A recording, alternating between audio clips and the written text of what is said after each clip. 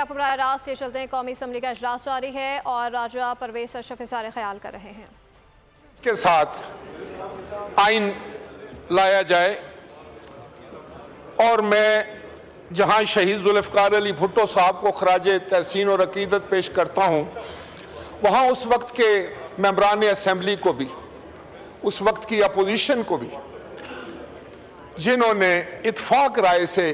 1973 کے آئین کو پاس کیا، اور پہلی دفعہ پاکستان کو ایک آئین ملا،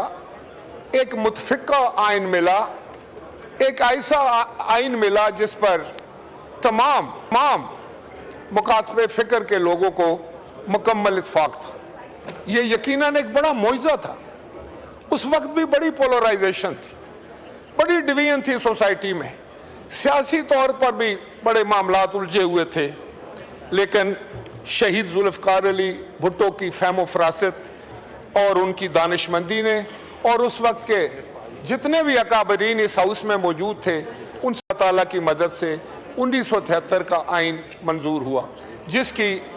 ابھی پچھلے سال ہی ہم نے گولڈن جوبلی منائی تھی۔ جناب اسپیکر، یہ بھی ایک ستم ظریفی ہے کہ شہید ذوالفقار علی بھٹو کو پھر ایک ایسے معاملات میں، ایسے انداز سے، ایسے حالات سے دوچار کیا گیا، اور ملک میں پھر ایک آٹوکریٹک لیڈرشپ ہوئی ملک میں۔ قومی اسمبلی کا اجلاس جاری ہے، راجہ پرویز اشرف اس وقت اظہار خیال کر رہے ہیں۔